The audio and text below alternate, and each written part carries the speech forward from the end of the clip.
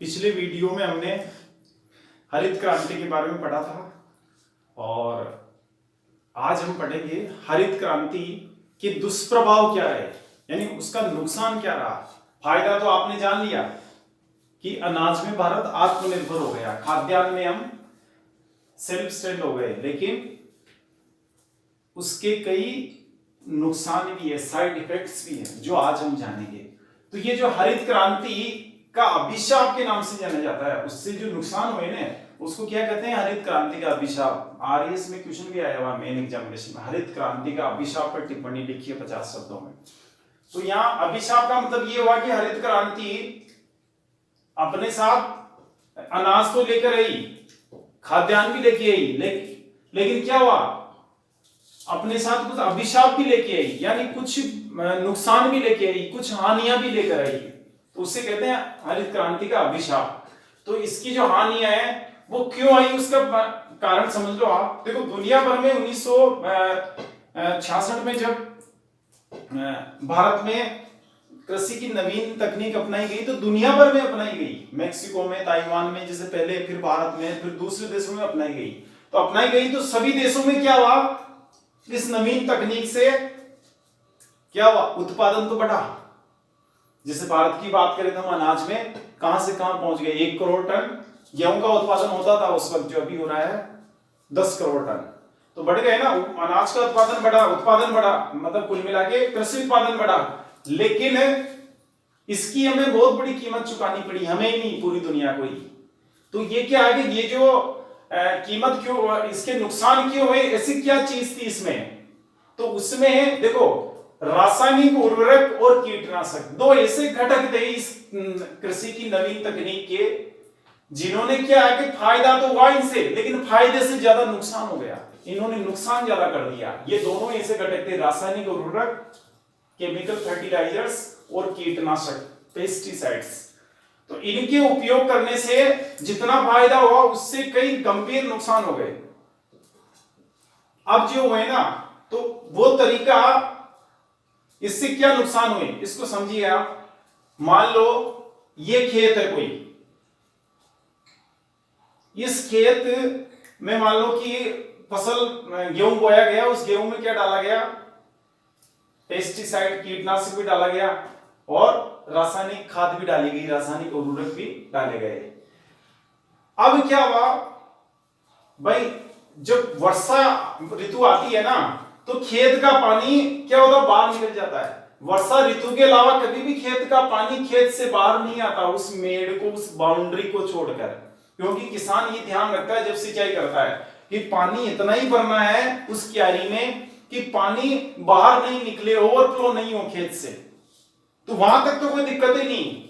यानी हम यहां पढ़ रहे हैं कि भाई इस रासायनिक उर्वरकों और कीटनाशकों के उपयोग से मानव स्वास्थ्य पर क्या प्रभाव पड़ा, साइड इफेक्ट्स क्या रहे। तो इसमें मानव स्वास्थ्य पर जो असर पड़ रहा है ना, उसकी प्रक्रिया में इसके द्वारा, इस ग्राफ के द्वारा आपको समझाना चाह रहा हूं।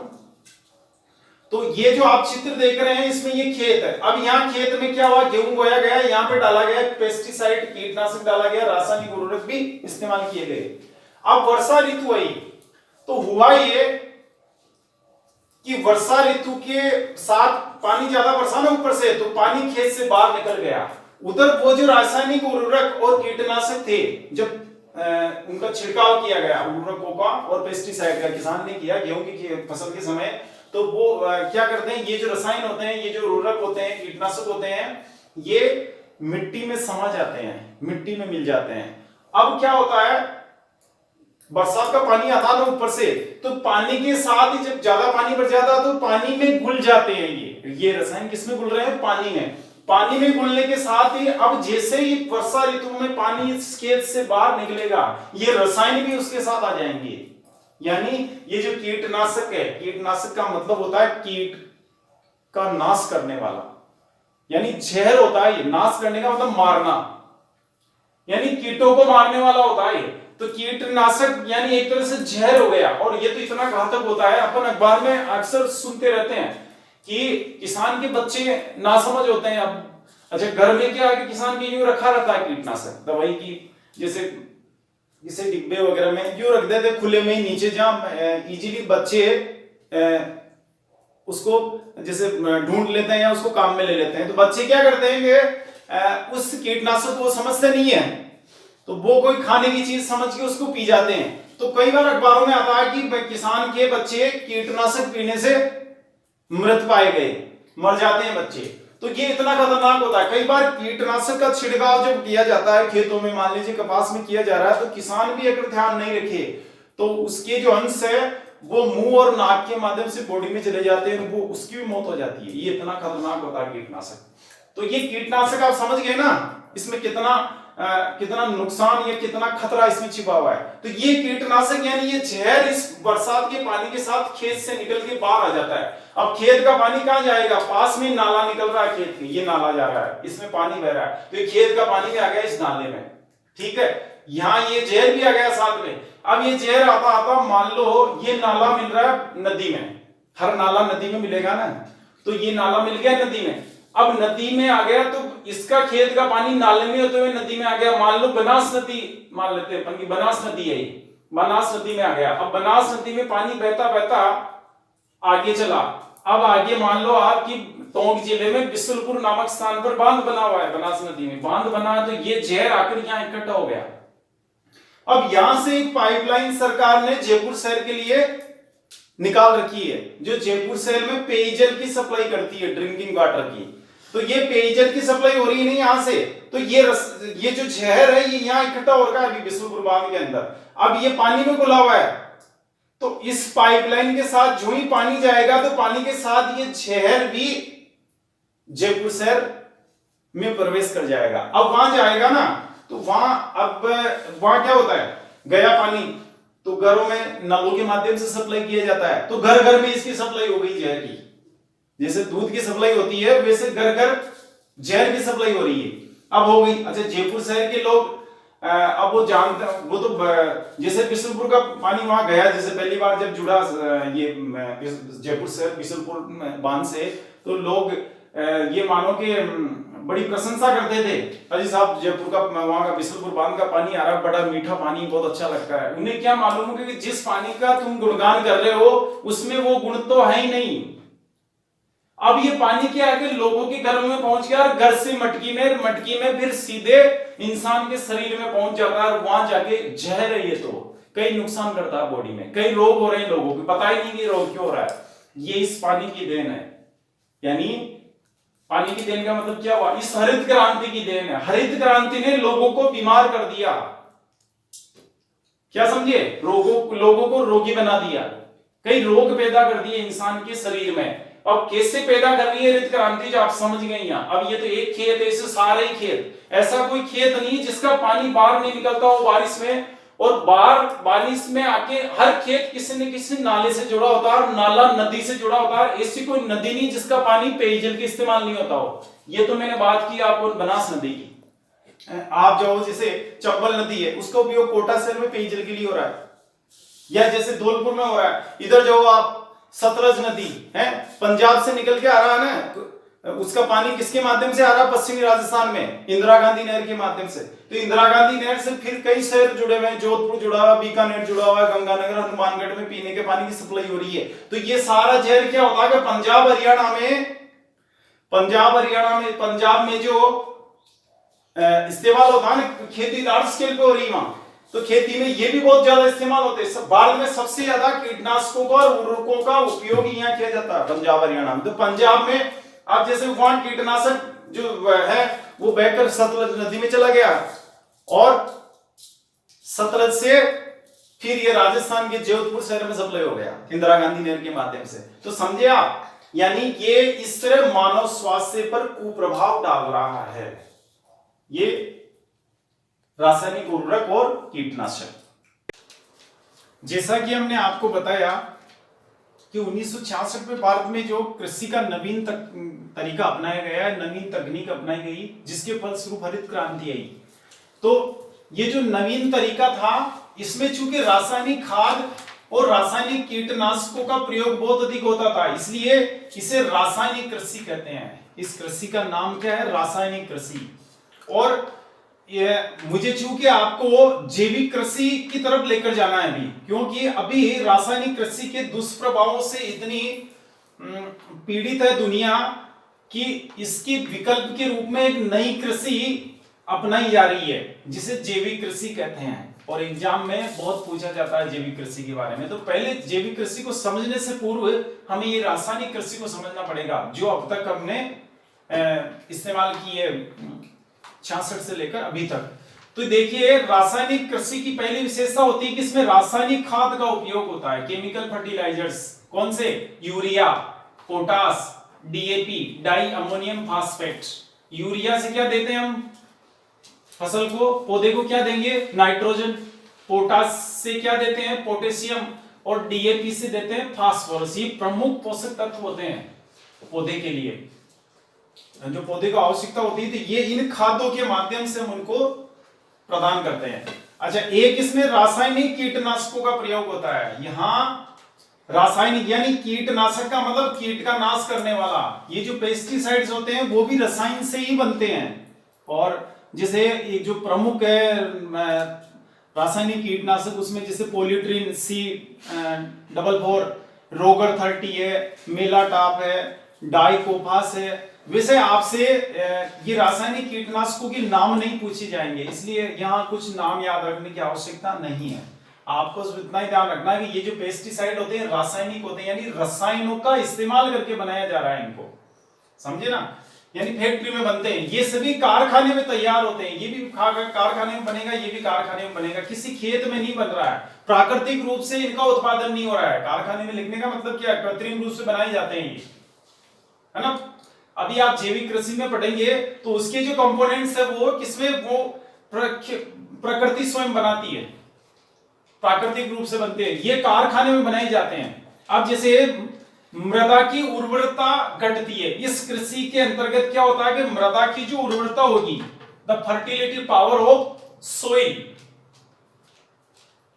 डिक्रीजेस। मतलब मृदा की उर्वरता का मतलब हो गया उत्पादन करने की क्षमता जो होती है ना। जैसे किसी मृदा में मान लो एक बीघा में 5 बोरी उत्पन्न हो रही है गेहूं की, और किसी खेत की मृदा ऐसी है कि वहां 1 बीघा में 8 बोरी पैदा हो रही है, तो हम क्या कहेंगे? वो जो दूसरे वाला खेत है वहां की मृदा ज्यादा उर्वरता उसकी अधिक है, ज्यादा उर्वरक है। वो कौन सी? वो जो जिसमें 8 बोरी पैदा हो रही है। और जिसमें कम उत्पादन होता है तो इसका मतलब उसकी उर्वरता कम है उस मृदा की। मृदा का मतलब मिट्टी की। तो मिट्टी की जो उत्पादन क्षमता है, उर्वरता है, वह घटाती है। ये कैसे घटाती है इसको समझ लेना आप। देखो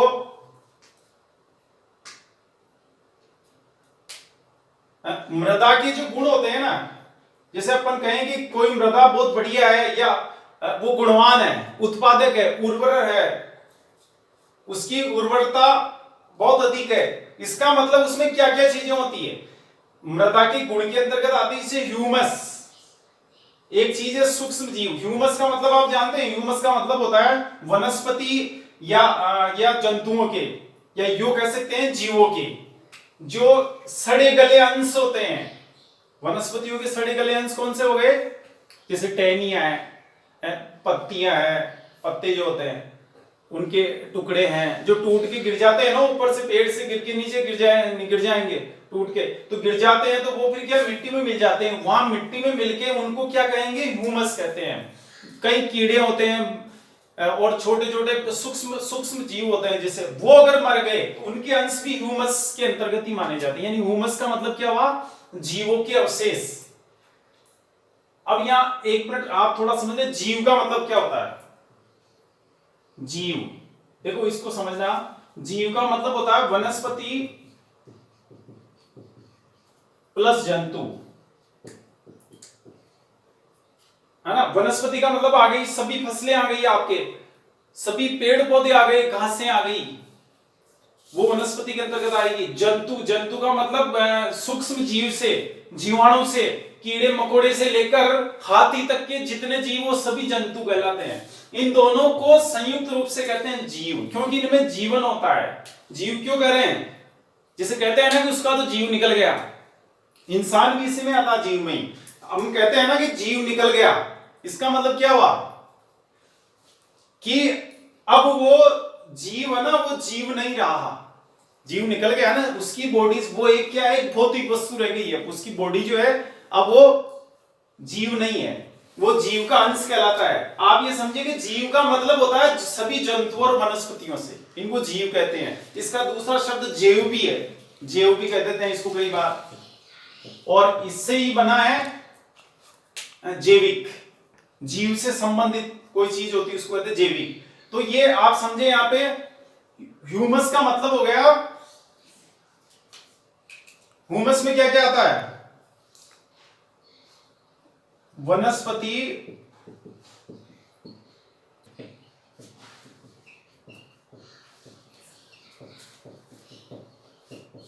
जीवों के सड़े गले अंश या टुकड़े।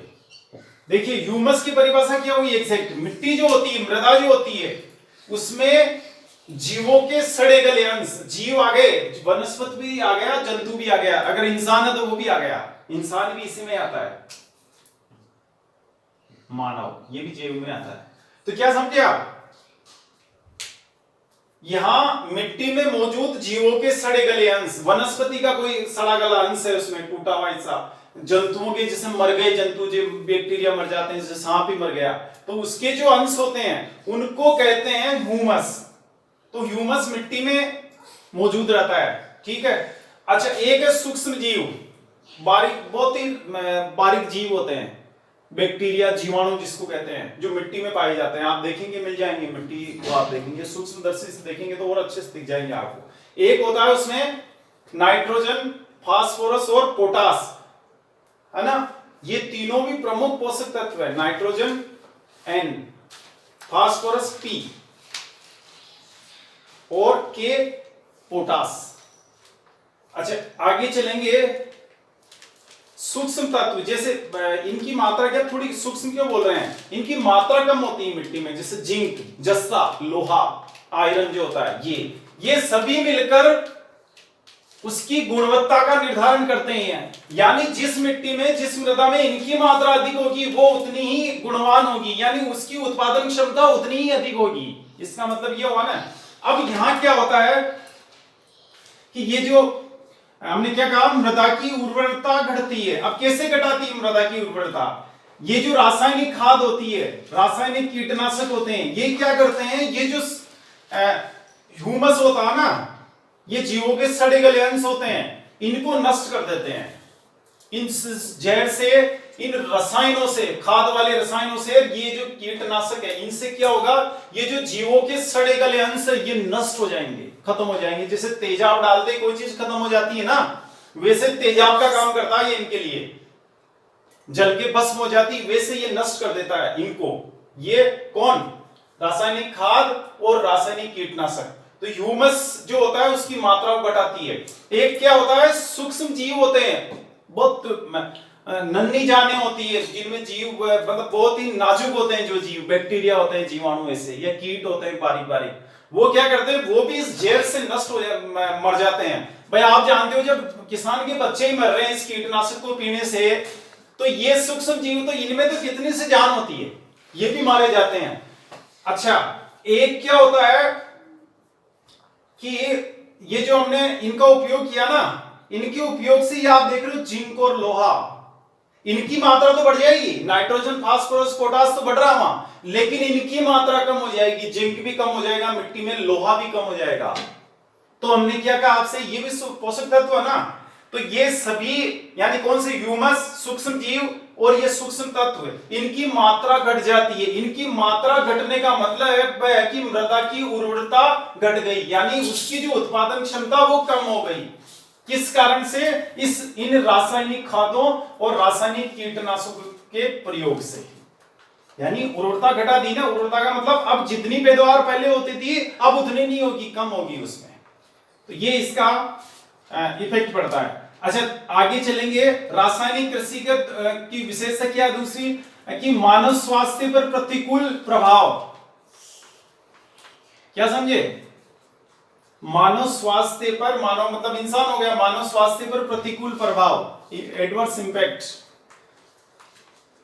अब इसमें क्या है कि प्रतिकूल प्रभाव मतलब प्रतिकूल का मतलब हो गया नुकसानदायक, है ना, हानिकारक प्रभाव। अब ये कैसे करता है जो मैं आपको बताता हूं। अभी मैंने आपको शुरू में एक एग्जांपल बताया था चित्र बना के कि कैसे बनास नदी में पानी जा रहा है इकट्ठा होके, उसमें कीटनाशक भी जा रहे हैं, रासायनिक खाद भी जा रही है, रसायन, सभी तरह के रसायन जा रहे हैं, और वो जाके फिर सप्लाई हो रहे हैं वहां शहर में, फिर लोगों के पेट में प्रवेश कर रहे हैं। तो वहां जाके एक तो नुकसान वहां पहुंचा दिया, कई तरह के रोग हो जाते हैं इंसान के शरीर में, उसकी किडनी में डिफेक्ट हो जाता है, या उसका जैसे आमाशय है, आंत्र सिस्टम है, इनको नुकसान पहुंचाते हैं ये रसायन जाके अंदर, जहर होता है वो।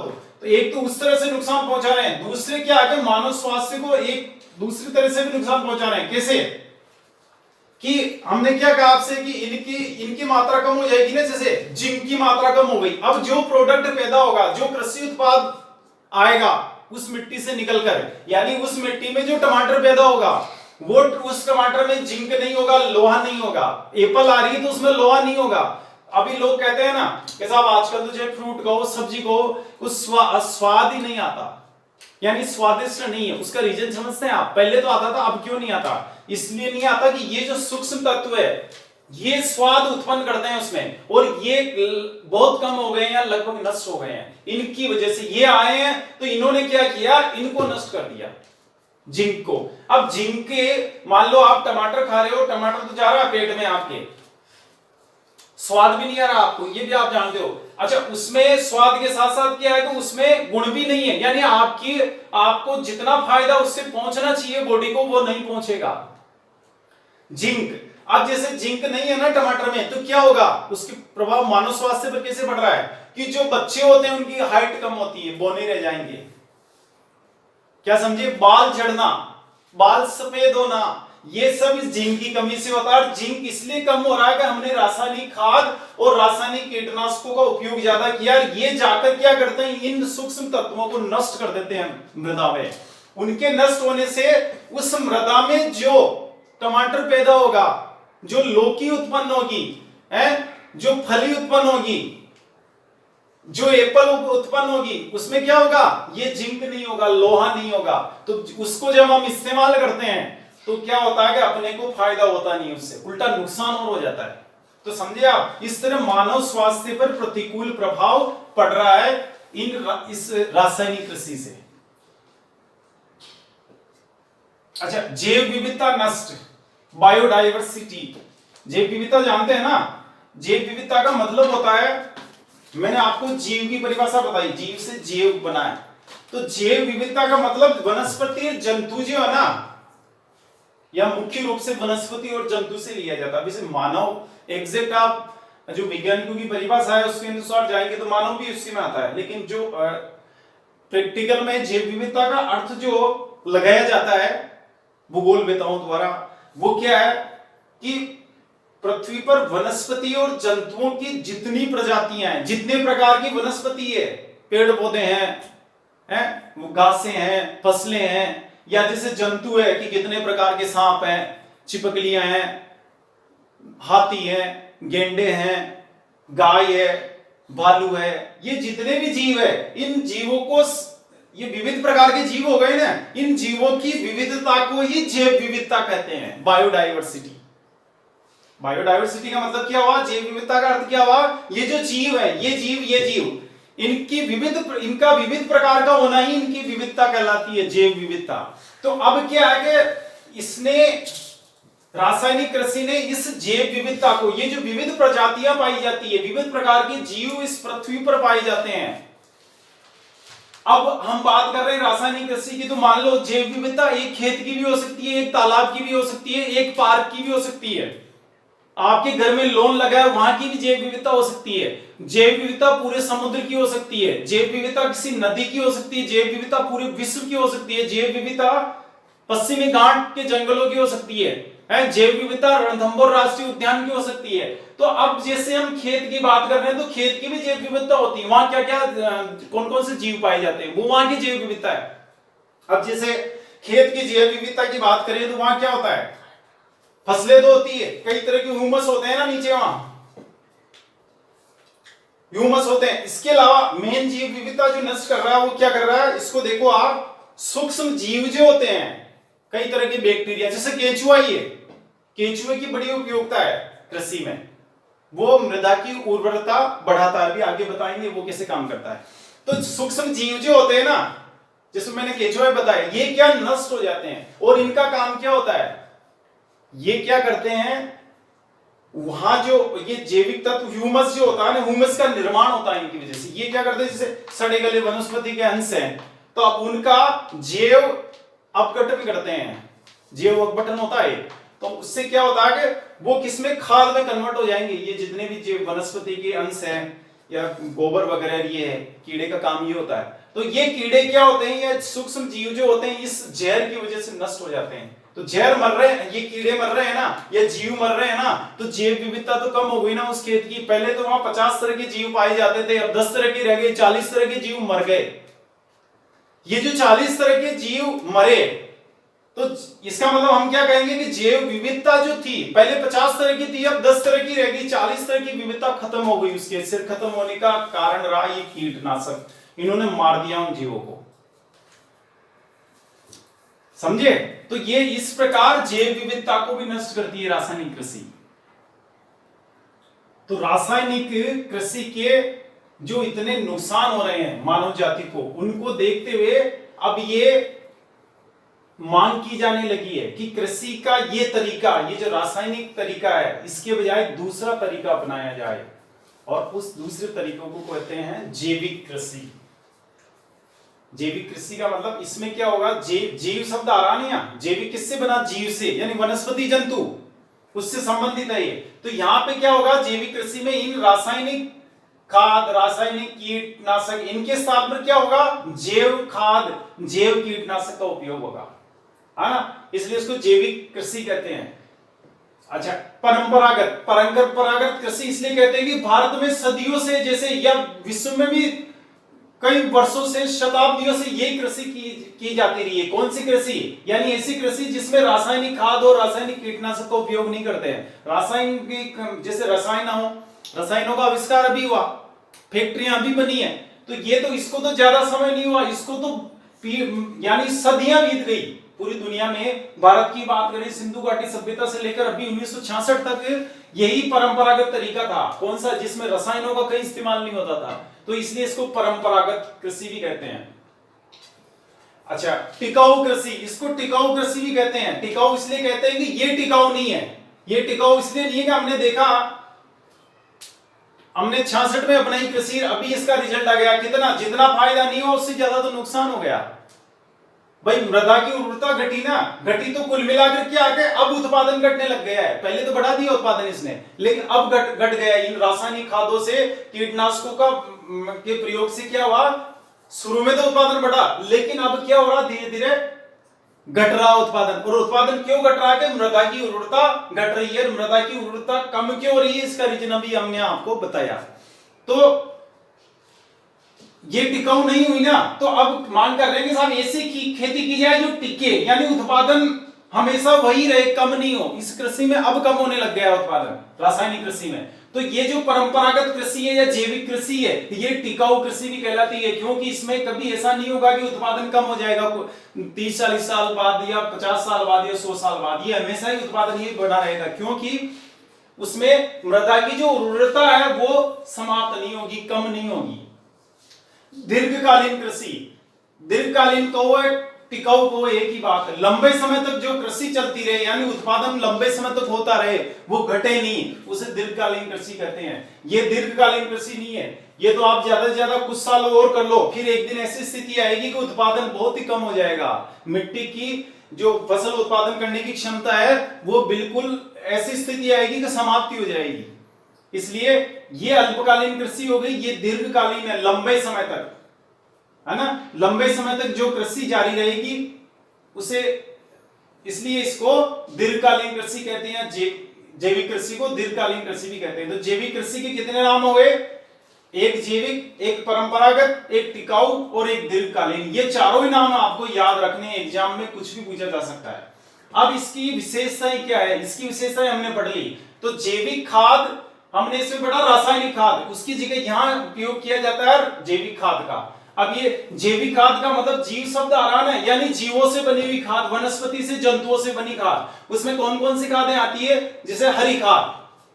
हरी खाद का मतलब समझ लें, हरी खाद से आशय जैसे मान लो किसी खेत में किसान ने उड़द बोया, मूंग बोया, ग्वार फली बोई या पटसन बोया। अब उसने क्या किया कि वो जो पौधा है मूंग का, ग्वार का, उस पौधे को खेत से हटाया नहीं और फलियों सहित, या फली तो जैसे निकाल के उड़द मूंग, वो तो जो फल है वो तो निकाल के हमने, मूंग जो है वो तो फलियां तोड़कर अपने इस्तेमाल में ले लिया, उनको अलग कर लिया, और जो पौधा रहा उस पौधे को क्या किया, उस खेत से नहीं हटाया। जैसे मक्का है तो मक्का की फसल को खेत से हटाते हैं ना, उस फसल को, पौधे को, पूरे को, लंबे पौधे को हटा के काट के क्या करते हैं, उसको खेत से बाहर करते हैं। इस सिस्टम में क्या होता है, हरी खाद में ये जो ग्वार है इसमें फसलें फिक्स है, ग्वार है, उड़द है, मूंग है, पटसन है, इनके पौधों को क्या करते हैं कि खेत से हटाते नहीं, पौधों के ऊपर ही हल चला दिया जाता है। तो वो जो पौधे होते हैं वो पौधे टूटकर उस मिट्टी में ही मिल जाते हैं, खेत के अंदर ही। तो उनके मिलने से क्या होता है, वो जो पौधे हैं वो क्या करेंगे, खाद का काम करेंगे, चूंकि वो पौधे जीव हैं। भाई हमने बताया ना, वनस्पति को जीव भी कहते हैं, जीव होता है वनस्पति में, तो जीव है वो पौधे, इसलिए इस खाद को, इस हरी खाद को कहते हैं जैविक खाद। हरी इसलिए भी कहा गया कि वो जिस पदार्थ से वो बनी, वो क्या, हरे पौधे थे ना, पौधे हरे होते हैं ना, इसलिए उनको हरी खाद भी कहते हैं। तो समझ गया आप इन सिस्टम क्या है इसमें हरी खाद बनाने का, ऐसे पौधों को वहीं हल चला दिया जाएगा, खेत से बाहर नहीं करते, वो पौधे खेत में ही समा जाते हैं मिट्टी में, और फिर वहां खाद का काम करते हैं। वहां पे नाइट्रोजन की सप्लाई करेंगे, वो पोटेशियम की सप्लाई करेंगे, वो जिसे फास्फोरस की पूर्ति करेंगे, ये इसलिए वो खाद का काम करते हैं। एक खाद होती है कंपोस्ट खाद, मोस्ट इंपोर्टेंट है कंपोस्ट, वर्मी कंपोस्ट, एग्जाम में कई बार पूछा गया है। कंपोस्ट खाद किसे कहते हैं? देखो हमने आपको भी बताया जीव क्या होते हैं, जीव का अर्थ समझ लिया ना, तो जैव अपघटनीय पदार्थ, यहां लिखा, यहां पे ध्यान दीजिएगा आप, जैव अपघटनीय, बायोडिग्रेडेबल, बायोडिग्रेडेबल का मतलब समझते हैं, बायोडिग्रेडेबल या जैव अपघटनीय या जैव निम्नकरणीय पदार्थ या वस्तुएं कौन सी होती है, यानी ऐसी वस्तुएं जो जीवों से बनी होती है उनको जैव अपघटनीय पदार्थ कहते हैं। कौन से? जैसे फल सब्जी के छिलके, आप आम लेके आए बाजार से तो छिलका तो उतारोगे ना, वो फल, उस फल का जो छिलका है वो जैव अपघटनीय है।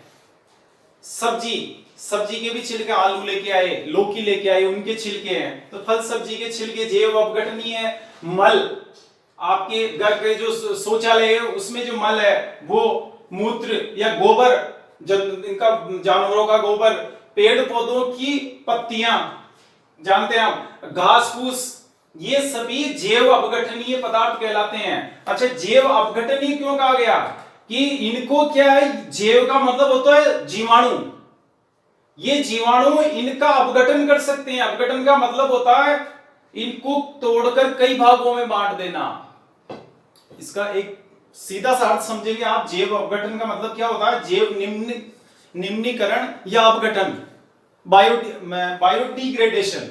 डिग्रेडेशन का मतलब होता है उसको कई भागों में बांट देना, तोड़कर। जीवाणु करते हैं ना, आप गाय के गोबर को देखोगे, थोड़ी देर बाद उसमें बैक्टीरिया पैदा हो जाते हैं, कीट पैदा हो जाते हैं, वो कीट क्या करते हैं, उसको कई भागों में बांट देते हैं अपना भोजन निर्माण की क्रिया में।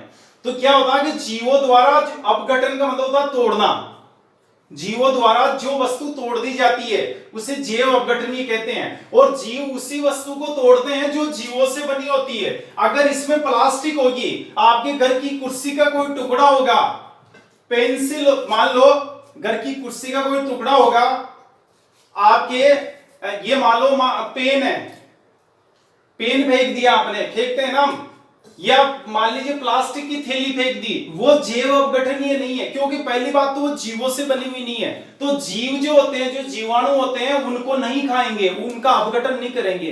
दीमक है भी, जो लकड़ी का किवाड़ होता है, लकड़ी की अलमारी होती है, उसको तो चट कर जाता है, खत्म कर देता है। दीमक होते हैं ना घरों में, दीमक एक जीवाणु है, उसको तो अपघटन कर दिया। दीमक अगर किसी वजह से लकड़ी को खा रहा है तो उसे कहते हैं अपघटन करना।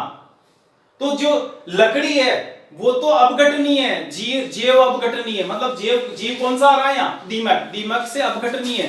लेकिन वही अगर आपके घर में कांच का किवाड़ लगा हुआ है, प्लास्टिक का किवाड़ लगा हुआ है, लोहे का या स्टील का किवाड़ लगा हुआ है, या फर्नीचर लगा हुआ है, उसको कभी भी दीमक खराब नहीं करेगा। हैं, लोग घरों में क्या लगाते हैं, अभी पत्थर के बासूत लगा रहे हैं। क्यों लगाते हैं कि पहले लकड़ी के लगाया करते थे, अब लकड़ी क्या होती है कि जैव अपघटनीय है, जीव से बनी है ना, पेड़ से बनी है लकड़ी, तो जैव हो गई वो, तो वो जैव अपघटनीय पदार्थ है, उसको जो दीमक होता है यानी जीवाणु उसका अपघटन कर देता है। लेकिन वही पत्थर का जो बासूद होगा उसका अपघटन नहीं कर सकता है, क्योंकि पत्थर जीव नहीं है। तो ये जो जैव अपघटनीय पदार्थ है, जैव मतलब जीवों द्वारा यानी जीवाणु, क्या लिखा है यहाँ, जीवाणुओं द्वारा अपघटनीय पदार्थ जो तोड़ा जा सके उसे कहते हैं अपघटनीय पदार्थ हैं ये सभी। ये क्या करते हैं, अब ये कंपोस्ट खाद का मतलब क्या हुआ कि जीवाणु जो होते हैं वो बनाते हैं इस खाद को, और बनाते कैसे हैं, वो जो ये जैव अपघटनीय पदार्थ है, इन जैव अपघटनीय पदार्थों को क्या किया जाता है, किसान इसे बनाने की क्रिया समझना आप, इसको एक खड्डा खोदेंगे और उस खड्डे के अंदर मान लो ये खड्डा खोद दिया है ना, गड्ढा या खड्डा, उसके अंतर्गत उसके अंदर क्या करेंगे, ये जो जैव अपघटनीय पदार्थ है, सड़े गले पदार्थ, फल सब्जी के छिलके जैसे इकट्ठे हो जाते हैं अपने डस्टबिन में पड़े रहते हैं, डस्टबिन को जाके इसमें डाल दिया। मल है तो मल का आपके शौचालय से सीधी लाइन इसमें डाल रखी है, गोबर है पशुओं का वो भी आपने जैसे इसमें डाल दिया, पेड़ पौधों की पत्तियां, घास फूस सब इसमें डाल देते हैं उस गड्ढे में, 8-10 फीट 5-7 फीट गहरा ये खड्डा होता है। इस गड्ढे में क्या करते हैं, डालने के बाद इसको ढक देंगे, ढक किससे, जैसे वनस्पति से भी ढक सकते हैं, पत्तों से या लकड़ियां वगैरह लगा के पत्तों से ढक देंगे। अब ढकने के बाद क्या होता है कि इसमें ये जीवाणु क्या करते हैं, छोटे छोटे जीवाणु होते हैं, वो इन सभी को क्या करेंगे, खाद में कन्वर्ट कर देंगे, और वो जो खाद बनती है उसको कहते हैं कंपोस्ट खाद। किसके द्वारा बनाई जा रही है, जीवाणुओं द्वारा। जीवाणु तो बनाएंगे, इंसान किसान ने तो क्या किया, इन सब जो ये फालतू कचरा है इस कचरे को इसमें डाल दिया, और इस कचरे को फिर ये कचरे में ये पैदा हो गए, बाहर से प्रवेश कर गए ये जीवाणु, और जाकर इन्होंने क्या किया, इस कचरे को खाद में कन्वर्ट कर दिया। 1 महीने बाद तो यहाँ खाद नजर आएगी आपको अंदर, समझे। तो इस खाद को कंपोस्ट खाद कहते हैं। यानी आपसे पूछे एग्जाम में कि कंपोस्ट खाद का निर्माण किसके द्वारा किया जाता है, तो जीवाणुओं द्वारा, नंबर 1। नंबर 2, इसमें कच्चा माल कौन सा होता है, तो कच्चा माल इसमें रसायन नहीं होता है। यहाँ जैसे यहाँ हमने यूरिया के निर्माण में रसायनों का उपयोग किया, कीटनाशकों के निर्माण में रसायनों का उपयोग किया, यहाँ रसायनों का उपयोग नहीं हो रहा है। यहाँ किसका उपयोग हो रहा है, यहाँ जीवों के टुकड़ों का, ये वनस्पतियों के टुकड़े हैं, इनका उपयोग हो रहा है, वनस्पति के अंश है, इसलिए इसको क्या कहते हैं, जैव खाद भी कहते हैं, जैविक खाद भी कहते हैं, जैविक उर्वरक भी कहते हैं। उसको रासायनिक उर्वरक कहेंगे, इसको जैविक उर्वरक कहेंगे, जो जीवों द्वारा बनाई गई है। और कच्चा माल कौन सा है, कच्चा माल भी जीव ही है, रसायन नहीं है, इसलिए इसको जैविक खाद कहते हैं। यहां लिखा ना जैविक खाद, तो एक तो हरी खाद हो गई, वो भी जीवित है फसल, और कंपोस्ट जीवाणु द्वारा। एक वर्मी कंपोस्ट क्या होती है, इसका ही थोड़ा सा विकसित रूप। कंपोस्ट तो ये हो गई जो जीवाणु द्वारा बनाई जाती है। वर्मी कंपोस्ट में क्या होता है, आपने लाल केंचुआ देखा होगा, अक्सर दिखाई दे जाते हैं, किसान का मित्र माना जाता है। तो लाल केंचुआ क्या करता है, ये जो जैसे खड्डा खोदा ना यहां, अब इसमें क्या करेगा किसान, यहां केचुए छोड़ देगा लाकर, लाल केचुए इस गड्ढे में। अच्छा ये सामान डाल ही दिया गड्ढे में, फिर यहां करेगा लाल केचुए छोड़ देते हैं। लाल केचुओं को छोड़ने के बाद रेड अर्थवर्म है, रेड अर्थवर्म होता ना लाल केचुआ, केचुए इसमें छोड़ दिए जाते हैं, फिर उसको ढक देते हैं ऊपर से पत्तों से। ढकने के बाद कुछ समय बाद क्या होता है, इसमें कुछ दिनों बाद ये जो केचुआ होता है इन पदार्थों को अपने भोजन के रूप में इस्तेमाल करता है। इन सभी को, ये जो जैव अपघटनीय पदार्थ है ना, मल है, पेड़ पौधों की पत्तियां हैं, फल सब्जी के छिलके हैं, ये सभी इस लाल केचुआ का क्या है, भोजन है। वो इसका खाना है।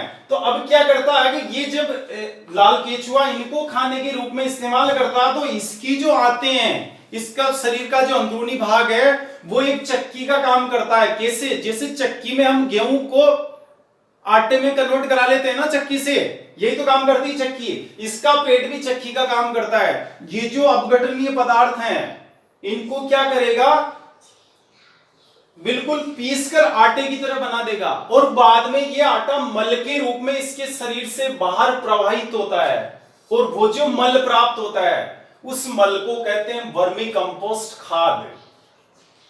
कौन सी खाद कहेंगे? वर्मी कंपोस्ट खाद। एग्जाम में पूछा जाता है कि चलो वर्मी कंपोस्ट खाद का निर्माण किसके द्वारा किया जाता है, तो उसका निर्माण हो रहा है लाल केचुए द्वारा। और ये जो इस तरह की जो क्रिया है ना, गड्ढा खोदा, उसमें ये जैव अपघटनीय पदार्थ डाल दिए, फिर केचुए डाल दिए, पैक कर दिया गड्ढे को, कुछ पानी भी डाल देते हैं इसमें, अच्छा छाया में खोदा जाता है। डालने के बाद लाल केचुए डाल के पैक कर दिया, कुछ समय बाद क्या होता है कि ये अंदर क्रिया करेगा लाल केचुआ इस गड्ढे में, इनको ये भोजन है, इनको खाएगा। खाने से क्या होता है, उसके शरीर में ये जाने के बाद क्या करते हैं, वो आटे की तरह पिस जाता है अंदर, ये सभी पदार्थ आटे में कन्वर्ट हो जाते हैं। और आटा जब ये आटा क्या मल के रूप में इसके शरीर से बाहर निकलता है, उस मल को ही वर्मी कंपोस्ट कहते हैं। उस वर्मी कंपोस्ट में नाइट्रोजन भी होती है, फास्फोरस भी होती है और पोटेशियम भी होते हैं। तीनों ही जो प्रमुख पोषक तत्व है वो इस वर्मी कंपोस्ट में होती है। अब अपन ने देखा रासायनिक खाद में भी यही है, यूरिया, पोटास, डीएपी, यहां भी इसमें भी यही है भाई। यूरिया भी नाइट्रोजन दे रहा है ना, पोटास क्या दे रहा है, पोटेशियम दे रहा है, डीएपी क्या दे रहा है, फास्फोरस। यहां ये वर्मी कंपोस्ट भी क्या दे रहा है, नाइट्रोजन भी दे रहा है, फास्फोरस भी दे रहा है, पोटास भी दे रहा है। तो इसकी जगह फिर इसका इस्तेमाल करें ना, समझ गए ना। तो इस सिस्टम में क्या होता है, इनकी जगह यही सामान यही प्राप्त होने हैं, वर्मी कंपोस्ट से भी यही चीजें प्राप्त हो रही है। कौन सी? नाइट्रोजन, फास्फोरस और पोटेशियम। लेकिन रासायनिक सिस्टम में तो ये इन यूरिया, पोटास, डीएपी जैसे रासायनिक खादों से प्राप्त हो रही है, यहां इस केचुए से प्राप्त हो रही है। समझे आप? तो ये अच्छा, ये क्रिया कहलाती है वर्मी कंपोस्टिंग। ये जो खाद बनाने की क्रिया है ना, ये पूरी कहते हैं इसको वर्मी कंपोस्टिंग, वर्मी कंपोस्ट बनाने की क्रिया। तो ये वर्मी कंपोस्ट हो गई, तीन खाद हो गई ना, हरी खाद, कंपोस्ट खाद और वर्मी कंपोस्ट खाद। वर्मी कंपोस्ट खाद केचुओं द्वारा बनाई जाती है, इसको केचुआ खाद भी कहते हैं वर्मी कंपोस्ट खाद को। जैसे पूछ ले आपसे केचुआ खाद का संबंध निम्नलिखित में से किससे है, हरी खाद से है, कंपोस्ट से है, वर्मी कंपोस्ट से है, तो अपने को याद रखना वर्मी कंपोस्ट खाद को केचुआ खाद भी कहते हैं। अच्छा, इसमें यहां हमने रासायनिक कीटनाशकों का उपयोग किया था रासायनिक कृषि में। यहां जैविक कृषि में, परंपरागत कृषि में क्या करेंगे, जैव कीटनाशकों का उपयोग। जैव कीटनाशक यानी ऐसे कीटनाशक, कीट का नाश करने वाले ऐसे पदार्थ जो जीवों से बनते हैं, उनको कहते हैं जीव कीटनाशक। जीवों का मतलब क्या हो गया, या तो जंतु या वनस्पति। अब देखो गौमूत्र, गाय से बन रहा है ना गौमूत्र, ये भी जैव कीटनाशक। कीट मर जाते हैं, इससे कीड़े मर जाते हैं फसल में, जो आप जैसे कपास में इस्तेमाल करोगे। नीम से भी कीड़े मर जाते हैं। कभी कई लोग अपने घरों में बासों में क्या लगाते हैं, नीम। उनको मालूम है कि नीम को क्या होगा, दीमक खाएगा नीम, तो कीड़े मर जाते हैं। नीम से कड़वा होता है ना नीम। हल्दी भी कीटनाशक का काम करती है। यहां हमने जो कीटनाशक उपयोग किया ना, रसायनों से बने भाई, रसायनों से बने ना, पॉलीट्रिन था, रोगर 30, मेलाटोप, डाइकोपास, ये किससे बने, रसायनों से। यहां कीटनाशक किससे बन रहे हैं, जीवों से। इसलिए इनको जैव कीटनाशक, इनको कहेंगे रासायनिक कीटनाशक, क्योंकि रसायनों से बनता है। तो ये रासायनिक जैव कीटनाशक गौमूत्र, नीम, हल्दी, इनके नाम याद रखने हैं आपको। जैविक खाद के भी नाम याद रखने, कौन कौन से जैविक खाद। इसी तरह जैव कीटनाशक कौन कौन से। ये अच्छा, ये घर पर ही तैयार होती है। यहाँ ये खाद कहाँ तैयार हो रही थी, कीटनाशक कहाँ बन रहे थे, फैक्ट्रियों में। यहाँ फैक्ट्री से नहीं, घर पर ही बनेंगे, घर पे बना लेगा किसान अपनी आवश्यकता अनुसार, जिसको जितनी जरूरत है, बाहर से खरीदने की जरूरत नहीं है। अच्छा, मृदा की उर्वरता बढ़ती है, इससे यहाँ उर्वरता घट रही थी, यहाँ उर्वरता बढ़ेगी। उर्वरता इसलिए बढ़ेगी, एक तो ह्यूमस को नष्ट नहीं करेंगे ये रसायनों का या कीटनाशकों का क्या काम था, कीटनाशक तो जहर था, तो कीटनाशक क्या करते थे, कई सूक्ष्म जीवों को मार देते थे। यहां ये नीम वगैरह, गौमूत्र, इनसे जीव नहीं मरेंगे, समझिए आप। और जो जिंक वगैरह है, आयरन है, वो जो सूक्ष्म पोषक तत्व है वो भी इनसे नष्ट नहीं होते, इन जैविक खादों से, जैविक कीटनाशकों से, ये विशेषता होती है। तो जब वो नष्ट नहीं होंगे ना तो मृदा की उर्वरता घटने के बजाय और बढ़ेगी। ज्यादा से ज्यादा हम इनको मिलाते जाएंगे हर साल जमीन में, मिट्टी में, तो उसके जो उत्पादन करने की क्षमता वो बढ़ती जाएगी। आए समझ में नहीं आया? अच्छा, मानव स्वास्थ्य पर अनुकूल प्रभाव, यहां प्रतिकूल प्रभाव पड़ रहा था दो कारणों से। एक तो मैंने आपको बताया कि वो कीटनाशक जो था, वो जहर जो था, वो बिशनपुर बांध के माध्यम से जयपुर के लोगों के शरीर में पहुंच गया। तो एक यहां पे चूंकि जब कीटनाशक का उपयोग नहीं हो रहा, रासायनिक कीटनाशक का, तो जब काम में नहीं आ रहा खेत में, तो वो कहां जाएगा?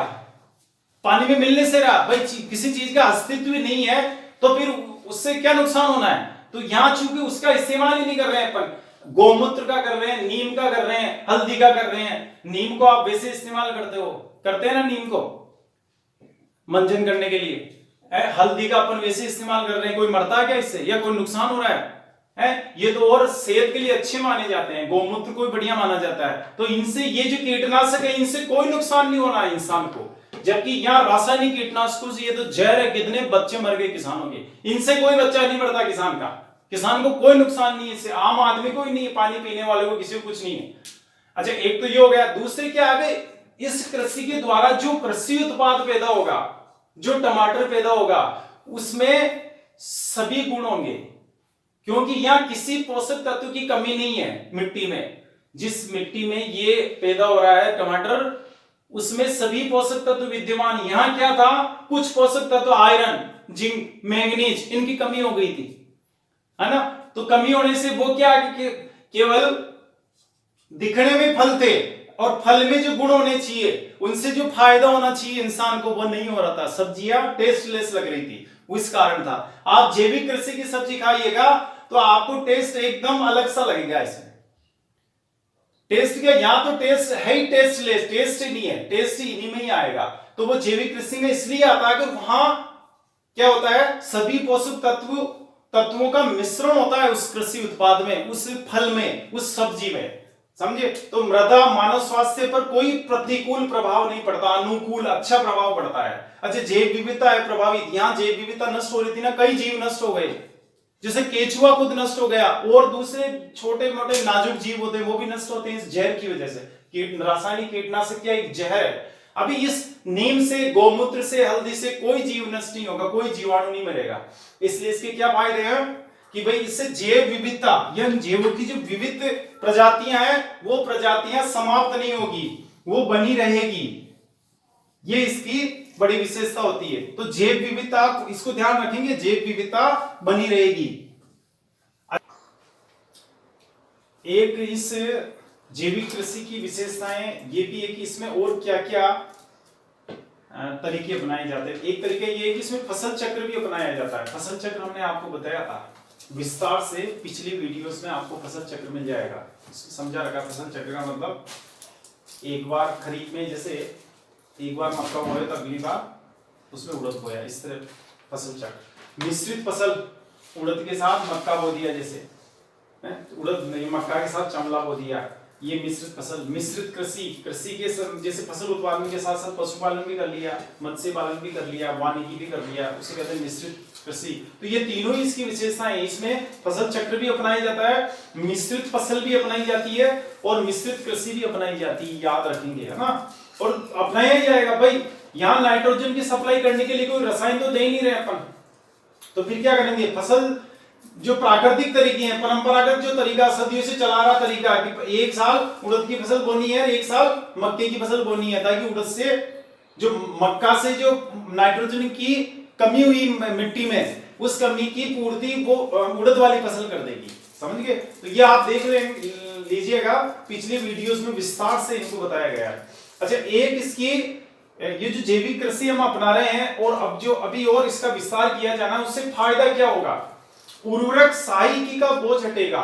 उर्वरक सहायकी मतलब फर्टिलाइजर सब्सिडी। अब ये सब्सिडी क्या होती है, सरकार द्वारा दी गई सहायता होती है। किसी वस्तु की कीमत कम करने के लिए सरकार अपनी तरफ से सहायता देती है, उसे कहते हैं उर्वरक सहायकी। अब जैसे मान लो कि यूरिया का कट्टा है एक 50 किलो का, अब वो 50 किलो का मान लो फैक्ट्री से बन के आता है और फैक्ट्री वाला किसान से लेता है कितने, 1000 रुपए, 1 मिनट के लिए मान लो 1000 रुपए। अब सरकार ने देखा कि 1000 रुपए अगर इसकी कीमत रहेगी तो किसान खरीद नहीं पाएगा, किसान की कैपेसिटी नहीं होती, विशेष रूप से जो लघु और सीमांत किसान है उनकी इतनी क्षमता नहीं होती कि वो इतना महंगा खाद खरीद सके। अच्छा, खाद खरीदना जरूरी भी है, अभी जैविक खेती कर ही नहीं रहे, खेती आधुनिक ये जो नवीन तकनीक है, रासायनिक कृषि ये कर रहे हैं, तो अब क्या है, खाद तो उसको खरीदनी पड़ेगी नाइट्रोजन सप्लाई करने के लिए। अब खाद की एक कट्टे की कीमत है 1000 रुपए, तो खरीद नहीं पाता ना, जब खरीदेगा नहीं तो वो इस्तेमाल भी नहीं करेगा, इस्तेमाल नहीं करेगा तो कुल मिला के मिट्टी में नाइट्रोजन की कमी हो जाएगी, पोटेशियम की कमी हो जाएगी, फास्फोरस की कमी हो जाएगी, तो फिर क्या कुल मिलाकर उत्पादन और कम हो जाएगा। तो इससे यानी क्या होगा, देश में कृषि उत्पादन घटेगा, देश की विकास दर कम होगी ना, जीडीपी कम आएगी, देश की सकल घरेलू उत्पाद घट जाएगा। तो इसलिए सरकार ने क्या कर रखा है कि भाई ऐसा करते हैं, 1000 रुपए का कट्टा पड़ रहा है ना किसान के, तो फैक्ट्री वाले से क्या कहा सरकार ने कि ऐसा करो, किसान से तो ले वो 400 रुपए और 600 रुपए हम देते हैं। तो अभी क्या है, खाद की जो कीमत बढ़ती है ना, वास्तविक कीमत उसका 40% किसान देता है, 60% तो सरकार देती है। 1000 रुपए का कट्टा बढ़ रहा है बाजार में, लेकिन किसान को 400 रुपए देने हैं, 600 रुपए तो गवर्नमेंट देगी। अब गवर्नमेंट कैसे देती है, डायरेक्ट किसान को नहीं देती, ये फैक्ट्री वाले को दे देगी जहां यूरिया बन रहा है, कि आप ऐसा करो, आप इतने 1000 रुपए में बेच रहे हो ना, 1000 के बजाय आप 600 में बेचोगे, यानी किसान को तो आप 400 में दोगे, जो 600 रुपए का घाटा आपके हो रहा है वो हम आपको देंगे, तो सरकार देती है। या जैसे आयात होता है, अभी जैसे पोटास है, पोटास लगभग बाहर से आ रहा है, विदेश से आयात करते हैं, तो फिर आयातकों को दे दिएगा, आयातकों की कितनी कीमत पड़ेगी, साहब 500 रुपए पड़ेगी कट्टे की, हम तो 500 में बेचेंगे किसानों को। अच्छा 500 मत बेचना, ऐसा करना किसानों को बेच देना 200 रुपए में, जो 300 रुपए कम पड़ रहे हैं आपके हम देंगे। ये कहलाती उर्वरक सब्सिडी जो सरकार द्वारा दी जाती है। अभी इसका बिल है उर्वरक सहायिकी या उर्वरक सब्सिडी, SUBSIDY, सुना ना नाम। अब ये जो उर्वरक सब्सिडी होती है ना, इसका बिल अभी कितना है साल भर का, 70,000 करोड़ सरकार का, सहायिकी का। उसको ये समझो आप कि ये जो तीनों खादें हैं, यूरिया, पोटास, DAP, इन तीनों को जो पूरे भारत में किसानों द्वारा खरीदी जाती है, उसकी कीमत लगभग पड़ती है 1,20,000 करोड़ रुपए, 1,20,000 करोड़ की कीमत की है ये। तो इनमें क्या करती है सरकार, 70,000 करोड़ तो सरकार दे रही है, और कितने बचे, 50,000 करोड़ देते हैं किसान, यानी किसान तो 40% ही कीमत दे रहे हैं, जो 60% कीमत है वो सरकार वहन कर रही है, उसका बिल आ रहा है 60% का 70,000 करोड़, ये सरकार की जेब से जा रहे हैं। तो अगर ये खेती छोड़ दें, हम इन खादों का उपयोग करना बंद कर देंगे, तो क्या होगा, ये 70,000 करोड़ गवर्नमेंट के बच जाएंगे, जिनका उपयोग दूसरे कामों में होगा। 70,000 करोड़ का मतलब समझते हो आप, सालाना जो मनरेगा का खर्चा है सरकार का, भारत सरकार का, वो 60,000 करोड़ के लगभग ही है, 20 साल का 60,000 करोड़ रुपए मनरेगा का पूरी का खर्चा। तो एक साल का मनरेगा का काम हो जाएगा पूरा, यानी मनरेगा में इसके बजाय तो इस सब्सिडी को यहां न देकर सरकार क्या करे, मनरेगा में क्या कर सकती है, दिनों की संख्या बढ़ा दे या फिर रेट बढ़ा दे, भाई जो मजदूरी की रेट उसको डबल कर दे, तो सरकार के जो अभी 60,000 करोड़ का बिल है वो 1,20,000 करोड़ का हो जाएगा। क्या फर्क पड़ रहा है, 70,000 करोड़ इधर बच रहे हैं, उसके वो उधर दे देगी मनरेगा में, तो इसका इतना फायदा हो सकता है देश को। अच्छा, पोटास को तो हम विदेश से खरीदते हैं, तो विदेशी मुद्रा भी वहां जा रही है, तो ये विदेशी मुद्रा भी बचेगी अगर हम रासायनिक कृषि के बजाय जैविक कृषि अपनाते हैं, परंपरागत कृषि अपनाते हैं।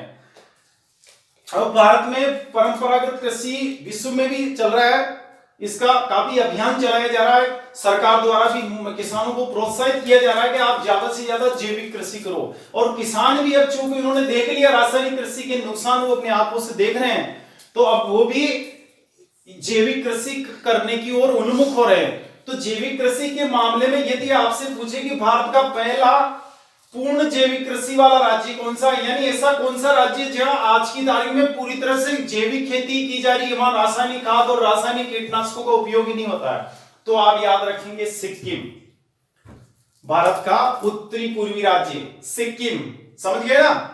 भारत का पहला पूर्ण जैविक कृषि वाला राज्य है। अब पूछ लिया आपसे कि चलो राजस्थान में क्या स्थिति है, तो राजस्थान में भी जैविक कृषि का अभियान चलाया जा रहा है गवर्नमेंट की तरफ से, किसानों को मोटिवेट किया जा रहा है।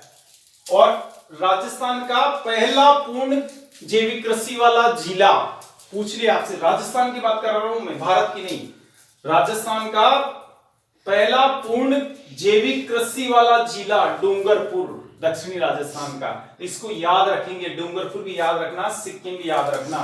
ये हो गए आपके रासायनिक कृषि और जैविक कृषि में अंतर। ठीक है, हमने अब हरित क्रांति का अभिशाप पढ़ा। हरित क्रांति का अभिशाप ये है कि ये जो तरीका है खेती करने का वो रासायनिक कृषि कहलाती है। इस रासायनिक कृषि की ये अभिशाप है। क्या सबसे बड़ा अभिशाप क्या है? रासायनिक खाद और रासायनिक कीटनाशकों का उपयोग करने से मानव स्वास्थ्य पर प्रतिकूल प्रभाव, मृदा की उर्वरता घट रही है और ये जो जैव विविधता नष्ट हो रही है। ये अब इसको रोकने के लिए जैविक कृषि की जा रही है। जैविक कृषि का मतलब जिसमें रसायनों के स्थान पर जैविक पदार्थों का उपयोग किया जाता है, ये जैविक कृषि होगी, है ना। यहाँ रासायनिक खाद के स्थान पर जैविक खाद का इस्तेमाल होगा। यहाँ इधर जैसे रासायनिक कीटनाशक इस्तेमाल किए जाते हैं उसके स्थान पर जैव कीटनाशकों का इस्तेमाल होगा। इसे ही जैविक कृषि कहते हैं। मोस्ट इंपोर्टेंट टॉपिक है ये, इसमें से हर बार क्वेश्चन आता है। अब तक कितनी बार पूछा गया है,